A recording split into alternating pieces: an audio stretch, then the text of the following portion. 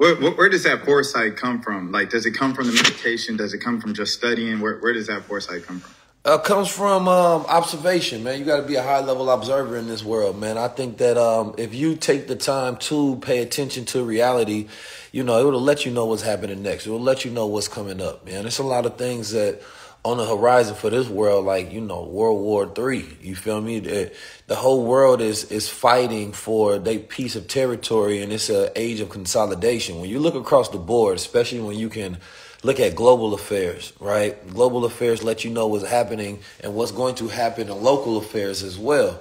Because what happens on a micro level affects the macro, and what happens on the macro affects the micro. We are fractals of each other. So we see what's going on in global wars. You got Israel trying to completely wipe out Palestine. You got China want to take over Taiwan. You got Russia want to grab Ukraine. That's consolidation of power, right? So that when this recession is over and this new world structure is brought out, right, then people have their spaces of power that they are claiming for the next 500 to 1,000 years, right? Because we're in a race for the next 500 years because we're on the focus of what the new world power will be, because America's power is waning, right? And occupation and influence. And then we start to see that happen on micro levels. We see that happening with companies. Companies buy up other companies, right? We see that happening in local areas as well. It's all about consolidation of power. So people need to start doing mergers and partnerships, right? And bringing more power in-house so that whatever you have right now has a greater ability of surviving. Right. No, 100%, 100%. And a little bit of an offbeat question, but before we get back into it, the real stuff. But I do want to ask you, kind of like a lot has changed since the last time we spoke. Like the stock just keeps rising. Yesterday's price is not today's price, Keith. No, not at all. So it's like, especially with inflation. I just want to ask you from getting more attention, being at more places. Like I'm seeing you everywhere, and you were already, like you said, outside ever since the pandemic and stuff like that. You already had, your following everything, but now it's just crazy, and it's just going to keep getting crazier the more you tour, the more you get out there and stuff like that. I want to ask you how you stay focused on the people and the vision and the purpose, because, it can be very easy to kind of get sidetracked, if so-and-so sliding in the DM and these people is lifting you up and putting you on this pedestal when they introduce you and speak to you. How do you keep the main thing of the people?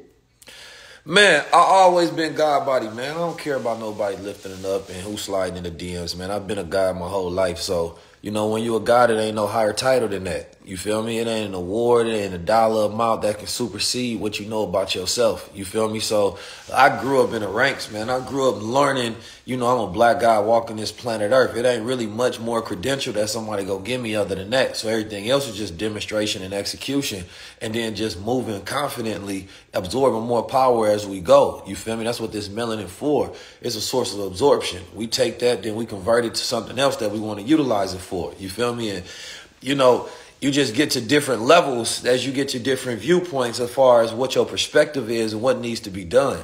When you are in when you're working on yourself and self-development, right?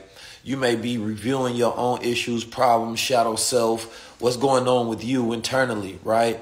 And then once you get that together, then you start to look at your environment, right? What can I shift and change in my environment so that it's in connection to who I am? Then that environment goes beyond your household. Maybe you go to your neighborhood.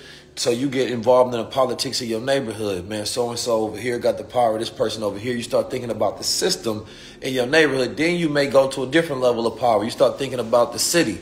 You understand me? Maybe you want to be an alderman or you want to be a mayor in your city. So now you have to deal with a different level of politics. How do I keep these people good over here? You start and the people that's in your local area may not understand the decisions you may have to make as a mayor, right? Because they may think, well, you got to do everything for me. And they like, wait a minute, I'm in a different position of power now. I'm dealing with different type of energy I got to manage, different type of systems. Then you may become a governor. Governor has a different responsibility than the mayor. Then we go to the president or the Congress, right? And then you're talking about being a guy. You're talking about planetary affairs, right? You're talking about the population of the planet Earth, right? And what systems are necessary in order for us to have a quality of life. That's when you start talking about ideas and ideologies and institutions. If you are truly on this increase of, and leveling up, right, and growth, you're supposed to change, right? Your viewpoint is supposed to change. Your actions are supposed to change. Otherwise, you can look at that so-called leader or person and tell that they're not evolving whatsoever because their tactics, everything is maintaining the same. The goal is the same. So no, the measurement of growth, right, for anybody that, is in a position of leadership or, in a position of power is to see evolution, right, which requires change. Right. And 100%. And, when you think about your evolution and everything like that, of course, you said you've been a guy your whole life. But where do you feel like you are right now, kind of in that journey and where you see yourself ultimately going? Right now, man, I'm an ambassador for the world. I actually, we focusing on, being a global thought leader because I believe that we did an interview and when we went to Ghana, right? I've spoken all across the planet Earth now, right? I've spoken in front of the Giza pyramids. We've sold out tours and we on our way to Toronto now. Right. And this Toronto show going to be different than any other show because I got to really speak to the people and what their concerns are for their future, the skill sets that they're going to need, the things that they're going to need to evolve in their own lives. Right. So it's like then, I may be in Ghana, right, speaking with my brother Freedom, and we start talking about how the African needs to learn how to refine their own resources because the resources in Africa are not truly appreciated by the African. And so the refinement process of the resources happen outside of Africa, not in Africa, right? And then we start talking about the visa requirements. And guess what? That got changed. After we talked about it and it went viral, right? The visa requirements in Ghana changed. Now the Kenyan president just announced that the visa requirements in Kenya for Africans are going to change. So we actually creating global change, right? And that's where we at right now. It's on a global scale. It's not local anymore, right? So, and this is why people want to see me talk more about global things. They like, Keys, what about Palestine? Keys, what about Congo? We already did an interview on Congo. Ours reached 2 million. Then they started shadow banning. Now it's becoming a hot and popular topic because people are comparing, contrasting what's happening in Palestine, right, or what's happening in different places around the world, right? But we've been in that. We've been in that spill. You know what I'm talking about? We've been tapped in. So, yeah, man, it's on global God body energy now. How do you deal with being shadow banned? Obviously, like a lot of the things you speak on, it's like kind of touchy stuff, especially with people with power, everything like that. Just how do you kind of work around that and continue to grow? Man, in reality, man, I'm not gonna put that on me, man. I ain't shadow banned. You feel me? It's just a strategy you gotta have to navigate this world, man. You can't really shadow ban nobody. Not once a person know that, oh, you've banned this particular aspect. Well, I'm gonna go do it over here. I'm gonna move like this. You feel me? You gotta, if you're a God, it's always one of those things where you just gotta be creative when it comes to this planet Earth. There are rules set up and there's always ways to navigate those rules, right? Rules are meant to be broken, right? Systems are meant to be hacked, right? And so in this day and age, it's like if you consider yourself and be intelligent, you go implode on emotional, right, sensitivity of the fact that, yes, they trying to stop me because they supposed to, because I'm trying to stop them. You feel me? It's a war going on outside. You feel me? So it just depends on how you go utilize your mind, right, to get past those barriers. I don't worry about no damn shadow ban, man. I got that energy. You feel me? I got so much light emanated, man. You can't shadow this anyway, and you can't cancel it because you ain't created. That's the energy I'm on right now, and that's the energy I want to push everybody else on. Like, bro, you can't shadow ban God. Yeah. Keys talking that talk. Keys talking that talk. 19 Keys in the building, everybody. Rolling out part 2 of the interview from last year, everything like that. I want to ask you, at the time I'm recording this, it is in November 1st. This is the 1 year anniversary that Takeoff tragically passed over there in Houston. 1 year later, I guess, kind of what do you kind of take away from that entire situation, and what have you seen in the community as their response to that? I ain't seen nothing in the community as a response to it. The hip hop community ain't changed. Music ain't changed. Nothing has changed. Right? Rappers still rap the same. Murder is still, glamorized, right? Drill music is still glamorized. The same environments that created that situation continue to be sustained. The industry continues to push rappers who talk about nothing, so they continue to distract the minds of our culture instead of us tapping into that God energy, that light. You know what I'm saying? They got them on demon time. They pushing out little devil music. You know what I mean? And they suckers bending over, you feel me, for a check, even when they know that the shit ain't right. Right? And so ain't nothing go change because them niggas don't care because they live on, a deaf frequency. You know, they don't care about life. They might put out a RIP post, then gonna make some same exact music. They talking about killing rappers. You feel me? So it's like, ain't nothing changed at all. But what's going to change, right, is some more of that God body energy. Like we talking about, the only thing that the industry missing right now is more of that God body music, man. We want to hear somebody talk about some of that God talk, how we slapping our enemies up, not our brothers. You feel me? Like, I don't want to hear you talking about going out there, you about to kill a nigga, or some broad out there talking about all the ass she about to shake, all the dick she about to suck. Nobody care about that shit. And I don't give a damn about you partying to it. It's like, you feel me? It's like my little brother Bashir, Aunt Pooh, Jack Hella, Simba, Laresso, Jet Electronica, you feel me? With Nas pushing out, you feel me? Like, them is frequencies I want to hear. You feel me? Rhapsody just dropped something, Simba, Alua, you feel me? Like, them is frequencies I want to hear, man. You know, you can cut all that other bullshit off because niggas ain't talking about nothing. They work so much for the industry. They don't know how to operate on different frequency whatsoever. So they like, man, even though I work for the devil, you keep paying me, so I got to keep working for you. Because the moment that I try to do something for God, then I don't get the same appraise. Well, shit, yeah, the devil going to reward you every time, but you got to create a system, you know what I'm saying, so that the gods can get the same level, right, of appraise. And a lot of that is on the people as well. But it's in the science of how you go about doing things. What's the science? Right? You have to build your own systems. You have to create systems of support. You got to put more money behind it. And you got to be consistent enough for an idea to work. A lot of times they try it 1-2 times and it didn't work. Oh, I'm going back to on some nigga shit. Bro, you ain't even tried long enough. You gave up. You on some sucker time. You let the money and the hard times crush you. So you ain't believe what you were saying in the first place. So yeah, man, I ain't gonna lie. It's death for all of that. Like, that music is done for. You feel me? We on a higher frequency. People want different energy. People tired of feeling, you know, that lower frequency had you feeling like you stressed out. You always anticipating something. Your energy is low. That higher frequency music get you on to go. You on your Nipsey Hustle. You ready to run your marathon. You inspired. You ready to execute. Like, that's what we want to hear. You feel me? We got to, like, you know, some of that music work when, like, maybe you in a gym and you need to be a little more aggressive. But it don't work when you're in your environment and you're trying to create peace in that environment. All that's going to do is keep you on edge, right? So now you're emotionally sensitive when somebody do something to you and you ready to react. So no, we need that higher frequency music. That's why we on the music tip right now. You know what I'm talking about? We definitely got some music coming out. And I promise you, the vibes that me and my brothers is pushing is on a whole nother level. And that's something that, you know, I will compete with. That's something that I'll push out there. You feel me? Like, that's something I'll really be like, let's see who fucking with me and my brothers, you know, on some competition, you know, when it comes to that God energy. Because I'm tired of seeing the sucker shit remain glorified, pushed, exalted, invested in. And it ain't nothing but the white boys pushing them out anyway. Facts. No, facts. 100%. Like, a lot of times, you know, us as the media, you know, because you got to, you know, podcast, everything like that. But yeah, a lot of the people that the labels try to send to us are the 15-year-old little drill kids from New York and stuff like that. I seen a video of the little drill brother. He like 9 years old talking about murdering and killing people and women sucking on his. You feel me? Like, that's weird business. And Doughboy hopped on the remix, and Doughboy came by the office a couple months before that. So I was just like, oh man, come on, that's weird business, man. If you got to be able to, you got to be an OG to these youngsters and give them game to where they can switch up their hustle. You feel me? As you a youngster, if you a youngster, here's the thing. I seen Larry Cohen talk about the fact that, you know, he didn't want to make music that was aspirational. He didn't want to push music that was aspirational. He said Run DMC was trying to come out with different styles and make music aspirational. He was like, nah, we about to kick this reflective stuff, so-called reflective on the negative realities of the black atmosphere in our environments.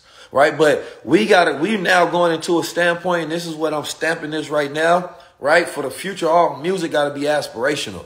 You know what I'm saying? People listen to music for different reasons. To focus, right? For emotional reflection. You know what I'm saying? For motivation. You know what I'm saying? And just to party. You know, those are different reasons that people listen to music.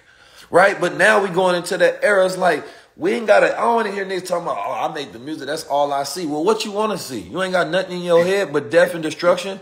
And so all you know how to do is make music that's reflective of death and destruction. So now you taking your environment and you exporting your environment to other people to hear death and destruction.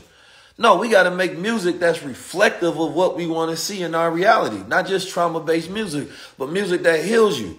We had that at a particular point in time, and now it's gone. And it ain't even just on the rappers. It's these executives that write these checks so that niggas can continue to make music that kill us. Go take that music and blast it in your neighborhood. Go take a little Asian, Mexican, or Jewish child and then invest in them and let them make destructive music and sell that in your neighborhood, not ours. No, 100%. Like you said, that's a conversation I have all the time. I just talked to Fresco Trey from Memphis about that last week, because Fresco, you know, he's a singer. Like he kind of like he's under rap, but he's more of a singer. Right. And he's always rapping kind of about a little more melodic about relationships and stuff. So he talks about how he's from Memphis, but he's not street. And we had that whole talk, and he brought up NLE and Youngboy, like you said, like guys who came in the game with violence and then tried to have, they had an awakening, a supposed awakening. They went to positive music for about 2 months, and then they went back to the, you know, violence, because that what got them the millions of views and everything like that. I also want to shout out too at this time, No Name and Cleo Soul and, you know, D1, they all dropped albums this year. They were just like, you know, like you said, high vibrational and everything like that. And you just feel so much different when you play that stuff. I do want to ask you about, you know, more about y'all's music that y'all got coming out and stuff like that. You know, like when did you start getting in the studio? I know like last time we were talking, you know, you was like your man's La Russell and stuff like that. You just shouted out Sim, but when did you guys start really getting into the studio and tapping in with music on yourselves? Well, my little brother's been doing it consistently, especially on Pool. He's been doing it for years, man. He one of the greatest to do it. Jack Heller, he probably just started really like a year ago. But I remember I dropped my first mixtape in high school back in the day. We used to really be pushing it, at least just for fun anyway.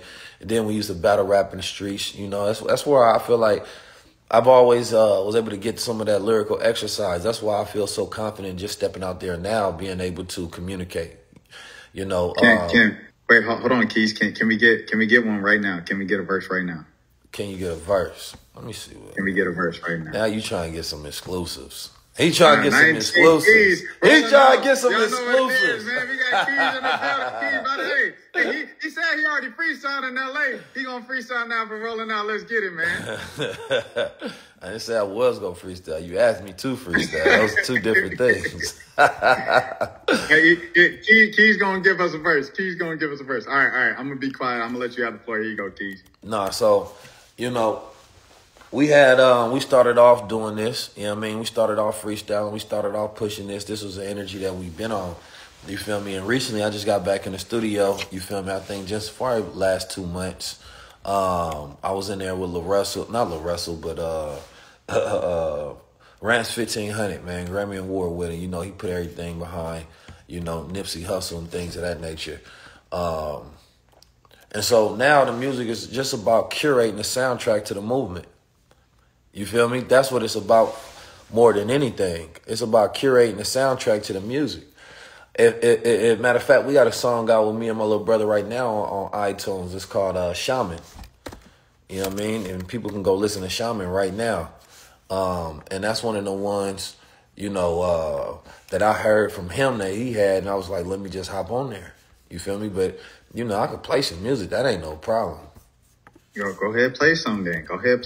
Let's just hear one verse, because we don't want to get copyrighted and taken down, the whole interview taken down just because you played it. Ain't even out yet, so it's good.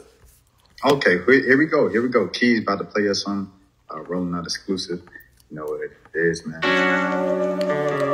I'm gonna let y'all hear this second. I got 2 minds, one on wealth and one who just want the riches. I got 2 minds, that one on wife and the one who just want the bitches. I got 2 minds, one to go eat what he want, the one who think health. I got 2 minds, that want to be famous, the one who keep to himself. I got 2 minds, I got 2 minds, I got 2 minds, I got 2 minds, I got 2 minds, I got 2 minds, I got 2 minds, I got 2 minds, I got 2 minds. One is a slave, one is free, one is desires and one is his needs. One is a god and one is a nigga. One is afraid, one pulling that trigger. One is a gangster, one that want peace. One that want war, one that want mosques. One that want streets and one that want mob. One that want fast and one that want eat.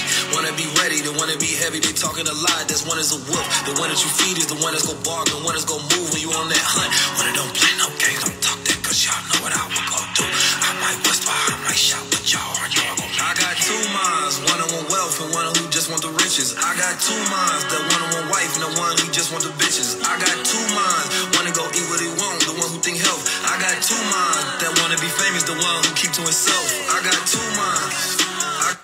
All right, that's all y'all get for right now, man. Yes, sir.